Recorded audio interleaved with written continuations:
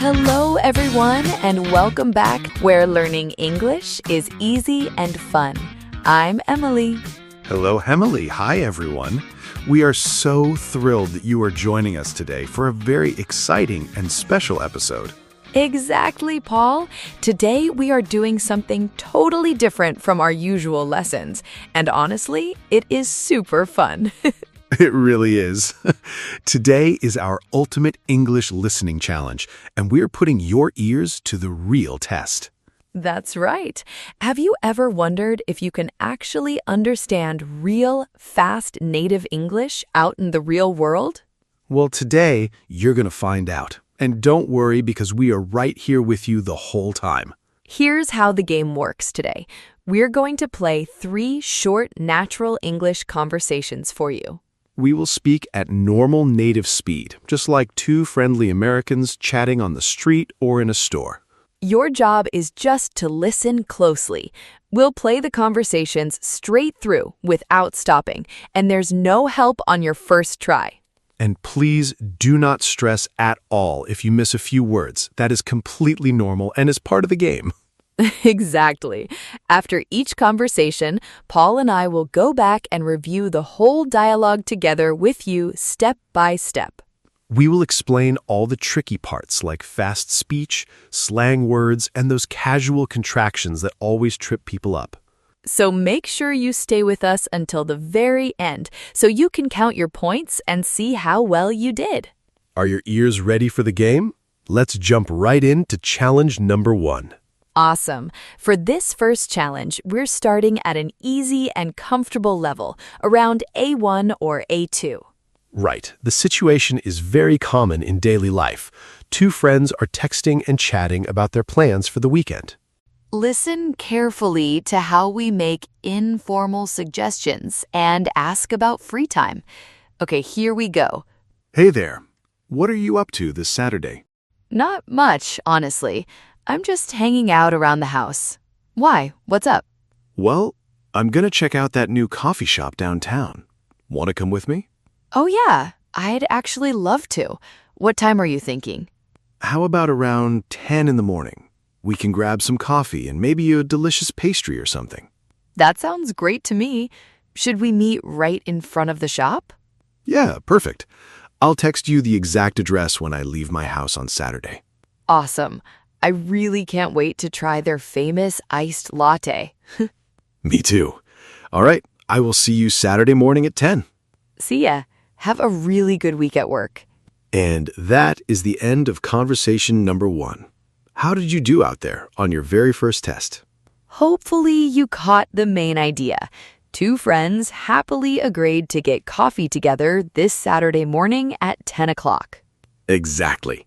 But let's look back at a few fast-spoken phrases that might have sounded a little blurry to your ears. First, right at the very beginning, Paul asked me a great question. What are you up to this Saturday? Yes. To be up to something is just a very casual Native American way to ask, what are your plans? Right. So if a coworker or friend says, "What are you up to today?" they just want to know what you are doing. It is much more natural than asking, what are your planned activities for the weekend? Totally. And then notice how Paul invited me to go with him. He said, "I'm gonna check out that new coffee shop." That word gonna is absolutely everywhere in spoken American English. It is simply short for the words going to. Exactly. And right after gonna, Paul used another super common reduction when he asked me, "Wanna come with me?" Wanna is short for want to. Native speakers combine those words automatically whenever we speak at natural speeds. We really do. So instead of saying, "Do you want to come?" it becomes a quick, friendly, "Wanna come?" You will hear gonna and wanna in movies, TV shows, and real conversations every single day, so get comfortable with them. Next, did you notice the interesting phrasal verb Paul used? He said he wanted to check out the new coffee shop. Oh yeah, to check out something just means to go see it, to examine it, or to try it for the first time. You can check out a new restaurant, a cool new movie, or even a fun new YouTube channel. Exactly. It is a fantastic phrase to use whenever you are exploring something new in your town or city. And what about when Paul suggested having some food? He said, we can grab coffee and maybe a pastry or something. Right.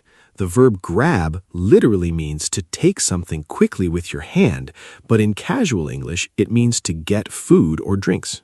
Yes, if an American says, let's grab lunch or let's grab a coffee, they simply mean let's go buy some and eat together.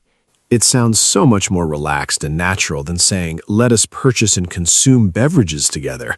It sure does. Finally, at the very end of our chat, I said see ya instead of the formal see you. Yes, in casual everyday speech, the word you almost always turns into a short, relaxed ya sound at the end of sentences. So, see ya or see ya later is the most natural way to say goodbye to a close friend or family member. Great job on completing that first review. If you understood most of that weekend plan conversation, give yourself 1 point. You are doing fantastic. Now let's move right along to challenge number 2, which steps up the difficulty just a little bit. That's right. This second conversation is around a solid A2 level, and it takes place in a completely different everyday setting. Today, we are in a clothing store. One person is a customer, and the other person is a helpful store employee. We're talking about returning an item and finding the right size, so listen closely for practical shopping vocabulary. It is just a tiny bit faster this time, and there are some neat idioms. Focus your ears, and here we go. Hi there. Welcome into the store. How can I help you out today? Hi, I'd like to return this blue sweater, please. It just didn't fit me right when I tried it on at home. No problem at all. Do you happen to have the receipt and the original price tags still attached to it? Yep, everything is right here in the shopping bag. Is it okay if I exchange it for a different size instead of a refund? Sure thing. What size are you looking for today? This one you brought back is a medium. I think I really need a large. Do you have this exact same color in a large somewhere in the back room? Let me go take a quick look for you. Give me just a second to check our store stock. Thanks so much. I really love the bright color, so I have fingers crossed that you have it. You're in luck. I actually found our very last large right on the top shelf in the back. Oh, wonderful. I will definitely take it. Thanks so much for checking back there for me. And time is up for conversation number 2. That was a super common real-life shopping situation, wasn't it? Yes, returning or exchanging clothes in a store can feel intimidating when you are using a second language, but you did great. Let's break down some of the natural retail vocabulary and spoken pronunciation that appeared in this dialogue. Right at the start of the scene, when I asked to return the sweater, I explained it didn't fit me right. That short verb, fit, is so important whenever you go shopping. If clothes don't fit, it means they are the wrong size. Exactly. If a shirt is too big, too small, or too tight, you simply tell the worker it doesn't fit. And notice how warmly I answered when Emily asked if she could make an exchange for a large size. You said, sure thing. That is a very friendly American expression that just means, yes, definitely, or absolutely. We use sure thing all day long in customer service and among friends. It sounds much warmer than just saying a flat yes. Next, did you hear how fast Paul spoke when he offered to go look for the larger sweater in the back room? I said, give me just a second to check our stock. But when I spoke at normal speed, how did give me sound? It sounded just like gimme. When native English speakers talk at normal conversational speed, give me blends together into gimme. Exactly. So in daily life, you will constantly hear people say, give me a second, give me a break, or give me a call later today. It is another one of those essential spoken reductions, just like gonna and wanna, that makes your listening skills so much sharper. And what about that vocabulary word I used right at the end of that sentence? I said I would check our stock. Oh, yeah.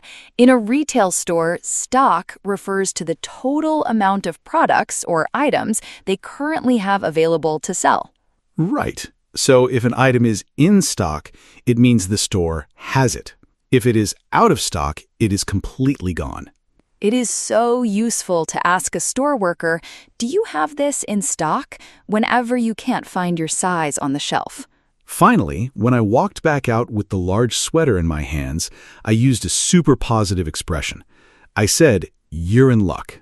Yes, if you tell someone you're in luck, it means something very good and fortunate just happened for them. Like finding the very last sweater in your exact size. That is definitely a moment of good luck. Absolutely. If you understood the main ideas and what happened during that shopping trip, add another point to your score. We're having so much fun testing our ears and practicing together today. How are you doing so far with the first two challenges? Did you understand both of them easily, or did that fast blended gimme catch you by surprise? Let us know in the comments below. And hey, if you're enjoying this interactive listening challenge format, please take just 1 second to hit that thumbs up like button right now. Don't forget to subscribe to Mr. English channel too, so you never miss our fun weekly videos and English speaking games. And if you have a friend or family member who is practicing their English, share this episode with them and see who gets the higher score. That would be a fun competition. Now it is time for our third and final challenge of the day, which is the ultimate test. Yes, this conversation steps up to an A2 to B1 level, and it is taking place over the telephone. Phone calls can feel extra tricky in a new language because you cannot see the other person's face or lip movements to get visual clues. Exactly. But please do not worry. The situation is very straightforward. Someone is calling a dental office to reschedule an appointment for next week. Listen closely for days of the week, specific times, and some very fast, natural pronunciation. Ready? Let's go. Good morning. Oak Tree Dental Clinic. This is Sarah speaking. How can I help you today? Hi, Sarah. My name's Mark. I'm going to need to reschedule my cleaning appointment that I have set for this Thursday. I can certainly help you with that, Mark. Let me pull up your patient chart on my computer real quick. Thanks so much. Something came up at work unexpectedly, so I won't be able to make it in this week after all. I totally understand. I see your appointment right here for Thursday at 2. When would you like to come in instead? Do you happen to have any morning openings available next Tuesday or Wednesday? Let me check the dentist's schedule for next week. It looks like Tuesday morning is completely full right now. Oh, okay. What about Wednesday morning? Is there anything available around 9 or 10 o'clock? Yes, we actually just had a cancellation, so I can slot you in at 9:30 on Wednesday morning. Wow, that is absolutely perfect. 9:30 works great for my busy work schedule. Wonderful. I've got you moved to Wednesday at 9:30. We will send you an automated reminder text on Tuesday afternoon. Awesome. Thanks so much for all your help, Sarah. Have a really great afternoon. You too, Mark. We'll see you next week. Bye. Wow, that was fast and furious. That third dialogue was definitely our fastest and most natural conversation of the day. It really was. Phone conversations move quickly in real life, and medical offices always use very specific scheduling language when making appointments.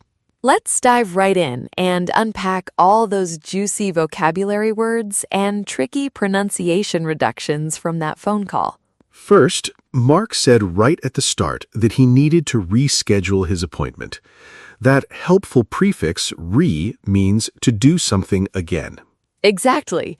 So to reschedule simply means to change the date or time of an existing appointment to a brand new schedule. If you ever need to change a doctor's visit or a business meeting, just say, I need to reschedule my appointment. And notice the fast pronunciation reduction Sarah used when she said she would look at his patient records on her screen. She said, let me pull up your chart. How did she pronounce the words let me in that quick sentence? She pronounced it as lemme. Just like give me turns into gimme, the words let me turn into lemme in fast, casual speech. That is a huge secret for improving your native listening. When you hear someone say, let me check, your brain automatically knows it means let me check. And did you catch the great phrasal verb Mark used to explain why he couldn't come to the clinic on Thursday? He said something came up at work. To come up is such an important phrasal verb for everyday life and professional situations. Yes, when something comes up, it means an unexpected problem, event, or task happens suddenly that forces you to change your plans. If your boss suddenly calls an emergency meeting, you can text your friends, sorry, I can't meet for dinner, something came up at work. It is the most polite and common excuse to use because you don't have to explain all the boring private details. Later in the call, Mark asked a very polite question. Do you happen to have any morning openings next Tuesday? That phrase, do you happen to, is a wonderful, gentle way to ask if something is available or true without sounding too direct. Exactly.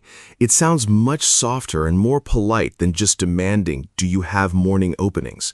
It is fantastic for phone calls. And what about that vocabulary word, openings? Why didn't Mark just ask for an appointment time? In scheduling in business, an opening is an available time slot where a doctor, dentist, or professional is completely free to see you. Right. So when Sarah looked at the computer and saw that Tuesday was full, she checked Wednesday and happily found a cancellation. A cancellation happens when another patient calls to cancel their appointment, creating a brand new opening on the schedule just for you. And then Sarah used a very natural scheduling verb. She said, I can slot you in at 9:30 on Wednesday. Yes, to slot someone in means to place their name into an available time slot on a very busy calendar or schedule. You know, scheduling appointments on the phone is honestly one of the most challenging tasks for English learners to do. It really is, because native speakers talk quickly when giving times, like saying 9:30 instead of 9:30 a.m. Yes, in natural conversation, we almost never say AM or PM if the time of day is already obvious from the context. Exactly. Since Mark specifically asked for morning openings, 9:30 obviously meant 9:30 in the morning.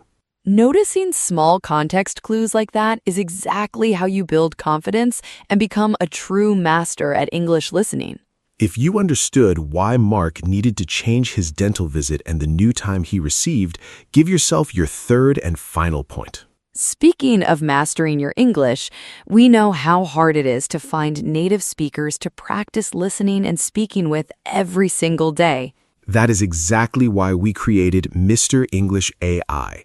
It is your own personal super smart English learning assistant. With Mr. English AI, you can practice listening to real native voices, speaking out loud, and having fun, natural chats anytime you want.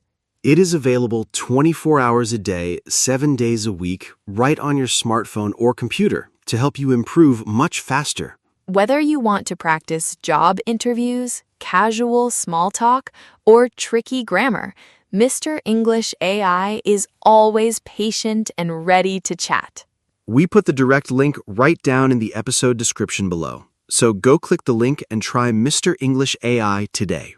And now, the exciting moment of truth has finally arrived.